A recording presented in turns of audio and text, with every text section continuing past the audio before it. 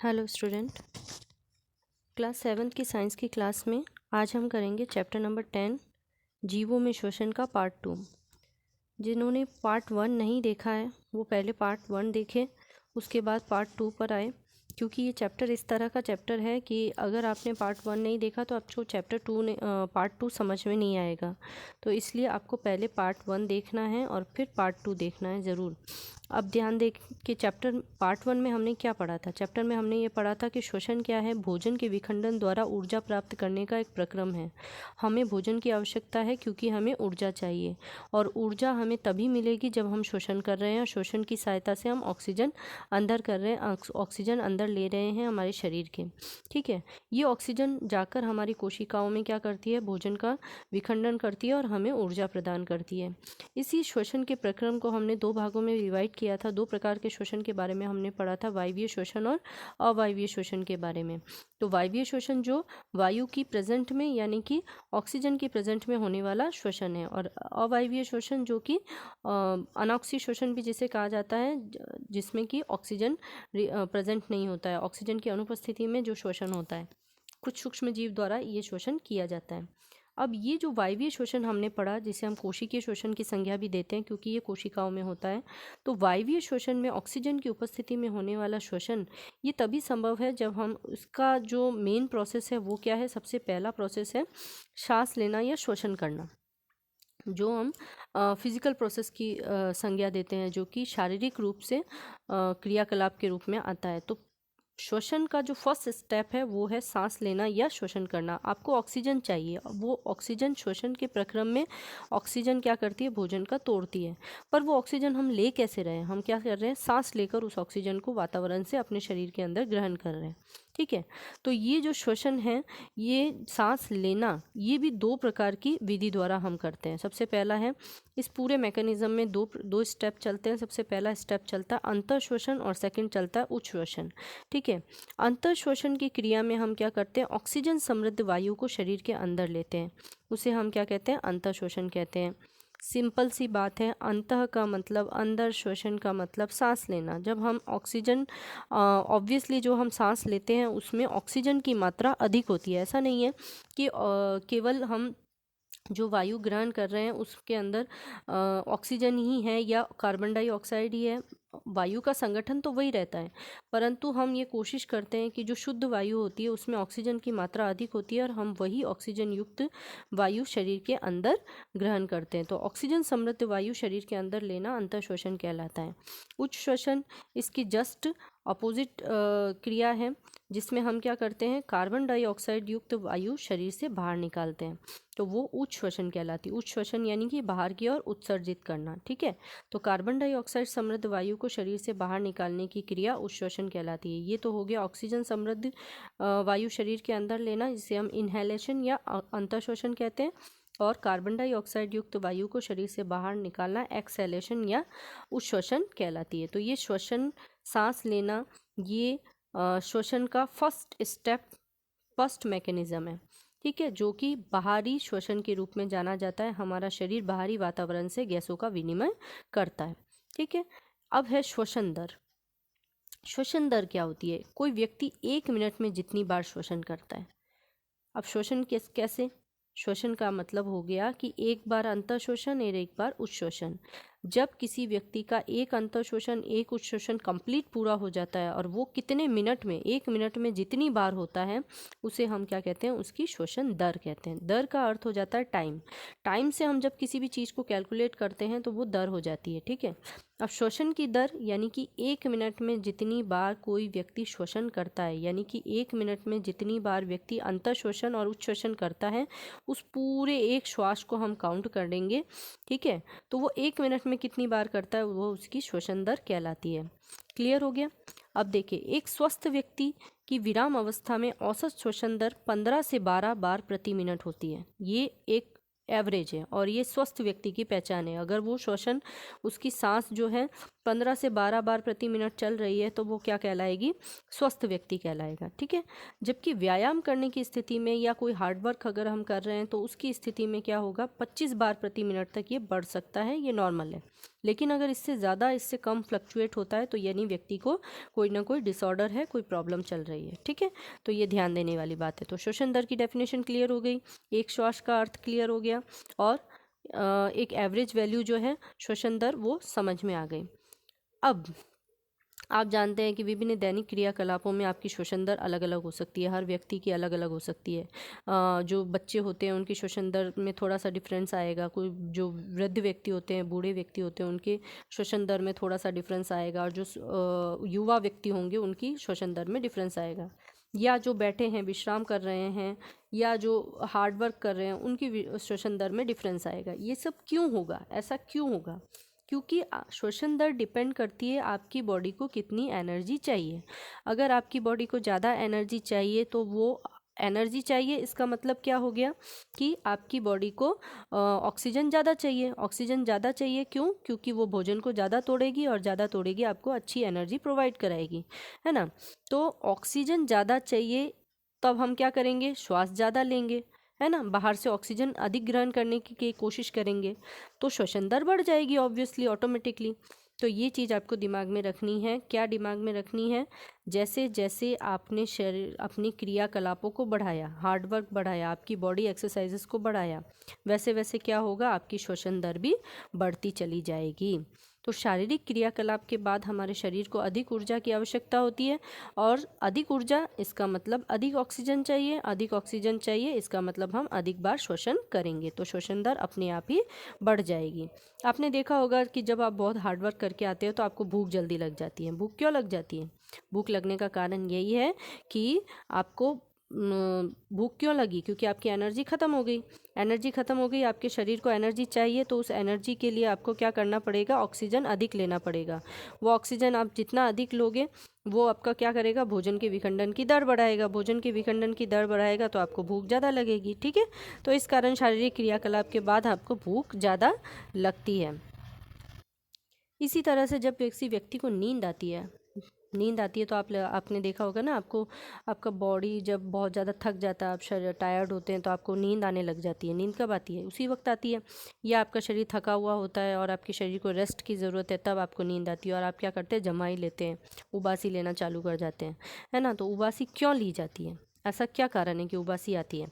तो देखो, जब आपका शरीर थका हुआ होता है तो शरीर में ऑक्सीजन की आपूर्ति पूरी नहीं हो पाती है। आपकी बॉडी को चाहिए रेस्ट, क्योंकि आपने बहुत ज़्यादा काम किया, आप थके हुए हो, आपकी एनर्जी एकदम लो हो चुकी है, तो आपकी बॉडी को चाहिए अब रेस्ट। तो आपकी बॉडी को रेस्ट चाहिए, तो आप क्या करोगे, जैसे ही आपकी बॉडी को रेस्ट चाहिए, इसका मतलब आपके शरीर को अब एनर्जी चाहिए, ऑक्सीजन चाहिए। तो वो ऑक्सीजन अब आपका शरीर तो क्रियाकलाप करने लायक ही नहीं रहा, सांस लेने के लायक ही नहीं रहा, इतनी ज़्यादा एनर्जी आपकी डाउन हो गई है, तब आपको नींद आ रही है। तब आपको क्या हो जाता है, एकदम से आपकी जो बॉडी है वो उबासियाँ लेना चालू करती है। उबासियाँ लेने का अर्थ ये हो गया, आपका मुंह पूरा का पूरा बड़ा सा खुल जाता है, और बहुत गहरी सांस आप अंदर ले लेते हो, और वो सांस के साथ ऑक्सीजन बहुत अधिक मात्रा में आपके शरीर के अंदर चली जाती है, जिससे आपके शरीर के अंदर ऑक्सीजन की आपूर्ति पूरी हो पाती है ना। तो ये बहुत गहरी गहरी सांसें लेना और बहुत नींद आ जाना, झपकी लेना, ये सब नॉर्मल है, लेकिन कभी कभी ये जो है आपके शरीर की डिसऑर्डर को भी बताता है। ठीक है, तो व्यक्ति को नींद आने पर झपकी आना और जो जम्हाई लेना, ये नॉर्मल चीज़ है। अब देखें, मानव श्वसन तंत्र के बारे में हम पढ़ेंगे। मानव श्वसन तंत्र क्या है? तो मानव श्वसन तंत्र में देखिए, आप जानते हैं कि हर मानव जो है एक उच्च कोशिकीय जीव है, उच्च जीवधारी है, तो उसके शरीर में हर एक कोशिका का अलग अलग कार्य है। तो श्वसन के लिए भी उसके पास एक पर्टिकुलर अंग होता है। मानव के पास श्वसन तंत्र पाया जाता है, जो कि श्वसन अंगों से मिलकर बना होता है। तो मानव श्वसन तंत्र के निम्न अंग होते हैं, जैसा कि चित्र में आप देख पा रहे हैं। सबसे पहले देखिए नासिका। ये जो नासिका है, जो बाहर, शरीर के बाहर जो है, वो हड्डियों द्वारा निर्मित होता है। ठीक है, हड्डियों और अस्थियों द्वारा निर्मित होता है। वो क्या है? नासिका। चित्र में आप देख पा रहे हैं, ये हड्डियों से बना हुआ शरीर का अग्रभाग जहाँ से वायु श्वास मार्ग में प्रवेश करती है। ठीक है, ये भाग जो है वो नासिका कहलाती है। सेकंड पार्ट है नासा गुहा। तो नासा गुहा, नासिका के अंदर की तरफ जो है वो एक गुहा पाई जाती है बड़ी सी, उसे हम क्या कहते हैं, नासा गुहा कहते हैं, जो कि नासा छिद्र की सहायता से बाहरी वातावरण से वायु ग्रहण करने में सहायता करती है। ठीक है, फिर आ जाता है नेक्स्ट स्टेप में ग्रसनी। नेक्स्ट स्टेप में आता है ग्रसनी। तो ग्रसनी जो है वो क्या करती है, आपके शरीर में पाचन तंत्र के साथ साथ श्वसन तंत्र का भी एक हिस्सा है। ये जो नली आप देख पा रहे हैं ये क्या है, ग्रसनी है, जो कि पाचन तंत्र के साथ श्वसन तंत्र का भी एक इम्पॉर्टेंट हिस्सा होता है, क्योंकि पाचन और श्वसन का एक कॉमन पाथ होता है। ठीक है, जो कि एक घापी ढक्कन द्वारा ढका हुआ होता है। जैसे पाचन वाले चैप्टर में भी मैंने आपको पढ़ाया था, एक घापी ढक्कन जो यहाँ पर लगा होता है, जिसे एपिग्लोटिस भी कहते हैं। ये क्या करता है, जब भोजन हम ग्रहण करते हैं तो श्वास मार्ग को अवरुद्ध करके रखता है, और जब हम भोजन नहीं कर रहे होते हैं तो श्वसन नली को खोल देता है। ठीक है, तो ये एक ढक्कन की तरह होता है। तो ग्रसनी एक कॉमन पाथ है जो कि पाचन तंत्र के साथ साथ श्वसन तंत्र का भी हिस्सा होता है।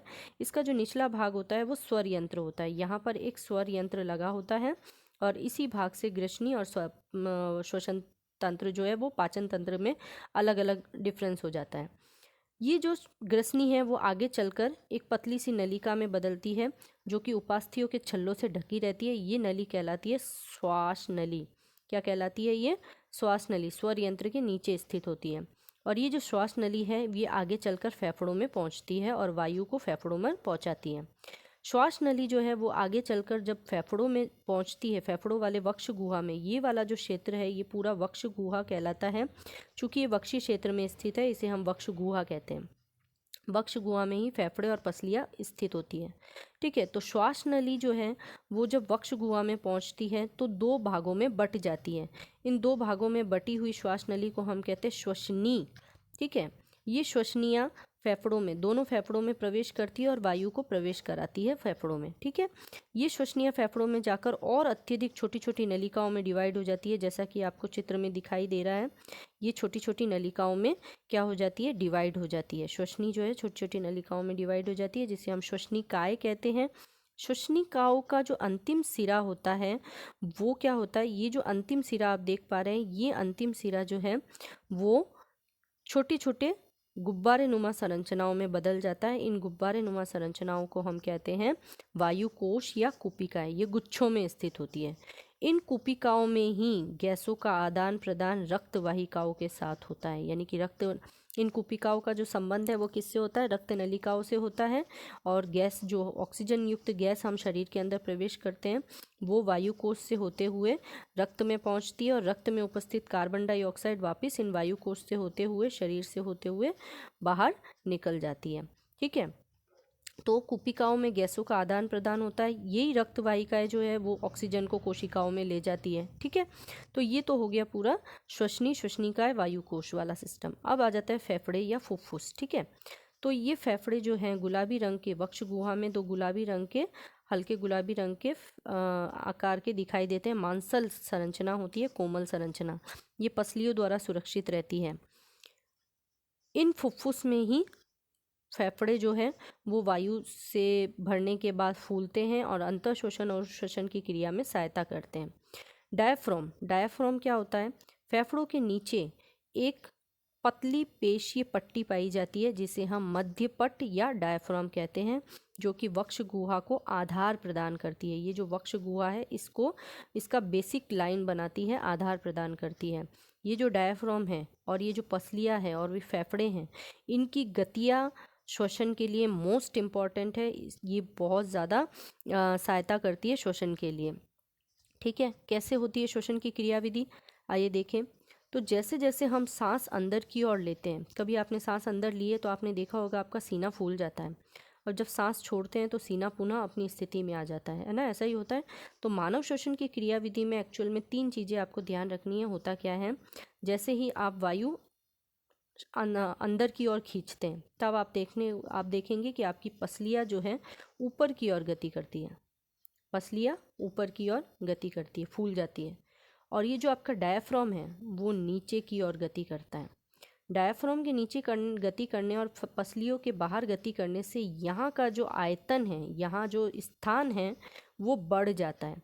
स्थान बढ़ने की वजह से क्या होती है, यहाँ पर वायु का दबाव कम हो जाता है और नाक द्वारा बाहरी वातावरण से सांस को अंदर खींच लिया जाता है, जिससे फेफड़े फूल जाते हैं और फेफड़े पूरी तरह से ऑक्सीजन युक्त वायु से भर जाते हैं। ये क्रिया अंतःशोषण कहलाती है।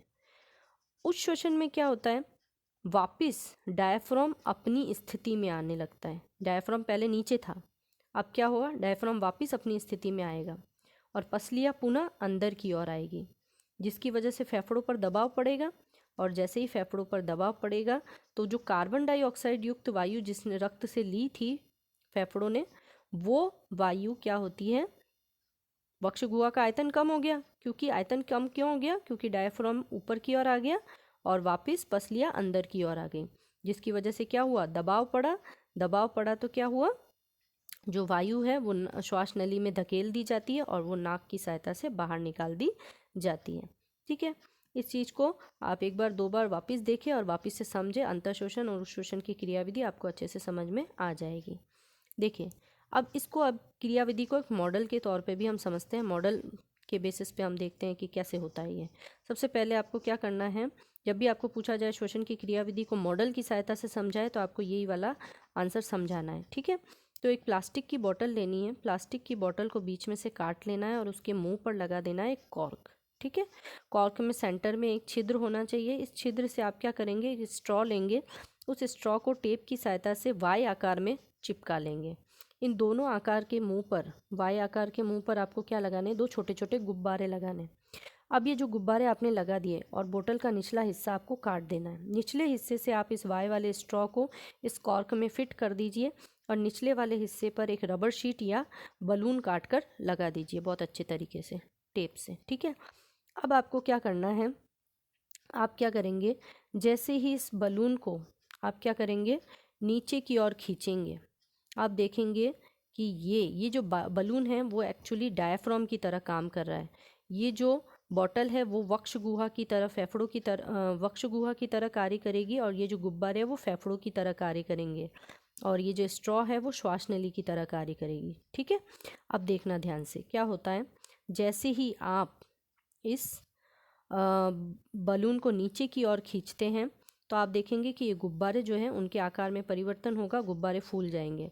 और जैसे ही आप वापस क्या करेंगे, गुब्बारे को ऊपर की ओर धकेल देंगे तो ये जो ऊपर लगे हुए छोटे गुब्बारे हैं वो पिचक जाएंगे। तो अंतःशोषण और उच्छोषण की क्रिया में भी सेम यही प्रोसेस होता है। जैसे ही आप क्या करते हैं, इस वीडियो में देखें, जैसे ही आप क्या करते हैं, डायफ्राम को नीचे की ओर खींचते हैं, गुब्बारे फूल जाते हैं और डायफ्राम को ऊपर की ओर करने पर गुब्बारे पुनः क्या हो जाते हैं, पिचक जाते हैं। यानी ये अंतःशोषण और उच्छोषण की क्रियाविधि एक समान है। ठीक है, गुब्बारे को नीचे जब हमने खींचा तो वो क्या हो गई, अंतःशोषण हो गई, वायु अंदर से प्रवेश करी, गुब्बारों के अंदर भर गई, फेफड़े फूल गए। ठीक है, डायफ्राम को ऊपर की ओर किया, इसका मतलब क्या हो गया, उच्च श्वसन की स्थिति, गुब्बारों पर दबाव पड़ा और वायु जो है वो स्ट्रॉ से बाहर निकल गई, इसलिए गुब्बारे पिचक गए। ठीक है, तो ये आपके क्लियर हो गया होगा श्वसन की क्रियाविधि का मॉडल। नेक्स्ट देखें, उच्च श्वसन की क्रिया में केवल CO2 गैस उत्सर्जित होती है। ये आप कैसे पता लगाएंगे, हमने अभी कहा कि उच्च श्वसन की क्रिया में केवल CO2 गैस उत्सर्जित होती है, तो ये कैसे पता लगाएंगे। देखें, उच्च श्वसित वायु जो है वो CO2 गैस प्रवाहित करती है। तो CO2 गैस की पहचान करने का हमारे पास एक ही तरीका है, चूने के पानी में उसे प्रवाहित करें तो उसमें बुदबुदाहट के साथ चूने का पानी जो है वो दूधिया हो जाएगा। कैसे पता करें, तो देखें, एक परख नली लेंगे और परख नली के अंदर हम ताज़ा बना हुआ चूने का पानी लेंगे और उसके अंदर क्या करेंगे, एक स्ट्रॉ डालेंगे। अब स्ट्रॉ पर जब आप मुंह से फूंक मारेंगे तो आप देखेंगे कि वो चूने का पानी है धीरे धीरे बुदबुदाहट के साथ दूधिया हो जाता है। दूधिया होने का कारण क्या है, चूने का पानी, CO2 गैस जो है वो चूने के पानी को दूधिया कर देता है, इसीलिए वो पानी क्या हो जाता है, दूधिया। तो हम ये मान सकते हैं कि उच्च श्वसन के समय मुख से निकाली जाने वाली जो गैस है उसमें कार्बन डाइऑक्साइड गैस उत्सर्जित हुई है, इसीलिए वो चूने के पानी को क्या कर देती है, दूधिया कर देती है। अंतःश्वसन और उच्छ्वसन के समय जो ऑक्सीजन और कार्बन डाइऑक्साइड का प्रतिशत होता है वो कितना होता है, तो देखें, अंतर शोषण के समय ऑक्सीजन ज़्यादा होती है 21% और कार्बन डाइऑक्साइड की मात्रा क्या होती है 0.04% होती है।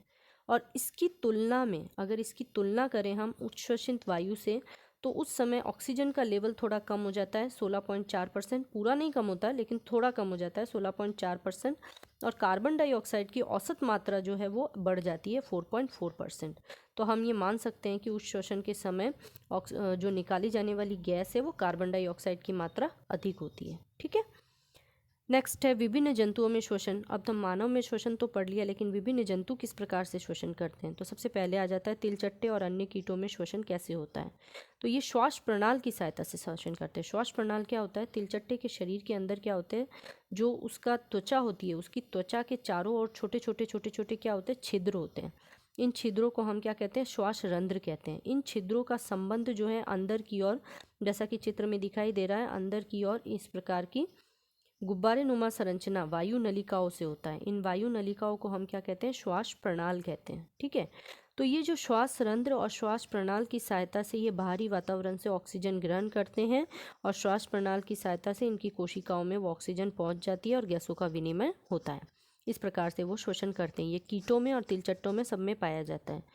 केचुओं में कैसे होता है, केचुआ जो होती है उसकी अपनी गीली त्वचा से ही, आर्द्र या गीली त्वचा से श्लेष्मीय त्वचा जो होती है वहीं से वो क्या करता है, शोषण करता है, गैसों का विनिमय करता है डायरेक्टली वातावरण से। मेंढक और मनुष्य जो है, मेंढक में मनुष्य की भांति फेफड़े होते हैं, परंतु फिर भी वह अपनी आर्द्र और श्लेष्मीय त्वचा से भी शोषण कर सकता है। मछली में आप जानते हैं, मछली और जलीय जीव जो होते हैं वो शोषण के लिए क्लोम पाए जाते हैं उसमें, जो जल में घुली हुई ऑक्सीजन का उपयोग करने में सहायता करते हैं। ठीक है, जल में घुली हुई ऑक्सीजन का उपयोग करते हैं क्लोम, जिसे हम गलफड़े भी कहते हैं, जैसा चित्र में दिखाया जा रहा है।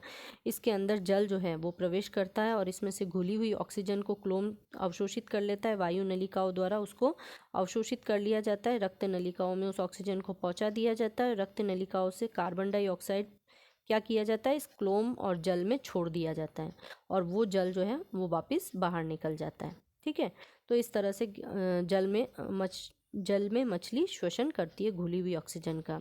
इसी के साथ मैं आपको बता दूं, आपको यहाँ पर एक क्वेश्चन पूछा गया है कि डॉल्फिन जो है वो अपनी शोषण करने के लिए जल के ऊपर आती है, ऐसा क्यों। डॉल्फिन तो जल में रहती है, तो वो अपना शोषण करने के लिए जल की सतह के ऊपर क्यों आती है। तो डॉल्फिन जो है उसमें क्लोम नहीं पाए जाते अन्य जलीय जीवों की तरह।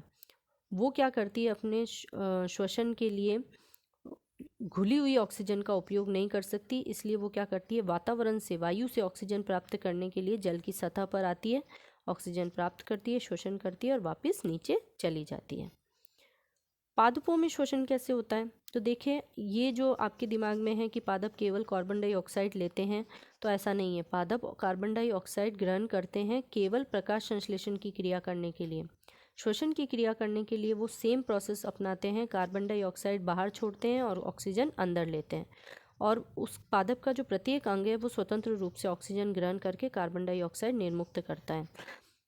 पादपों की पत्तियों के अंदर जो रंध्र पाए जाते हैं, छोटे छोटे रंध्र पाए जाते हैं, वो रंध्र क्या करते हैं, गैसों का विनिमय करते हैं, ऑक्सीजन ग्रहण करते हैं शोषण की क्रिया में और कार्बन डाइऑक्साइड उत्सर्जित करते हैं। इसी के साथ पादपों की जो जड़ें होती है वो भी शोषण करती है। कैसे, वो जड़ें जो होती है छोटे छोटे उसके क्या होते हैं, मूल रोम होते हैं। जैसा आप चित्र में देख पा रहे हैं, ये जो जड़ें हैं, इन जड़ों के छोटे छोटे हेयर लाइक स्ट्रक्चर होते हैं, बहुत पतले बालों के समान संरचना, जिन्हें हम मूल रोम कहते हैं। ये क्या करती है, मृदा कणों के बीच में चले जाते हैं। अब आप जानते हैं, मृदा वाले चैप्टर में आपने पढ़ा ही था, मृदा कणों के बीच में वायु भरी होती है।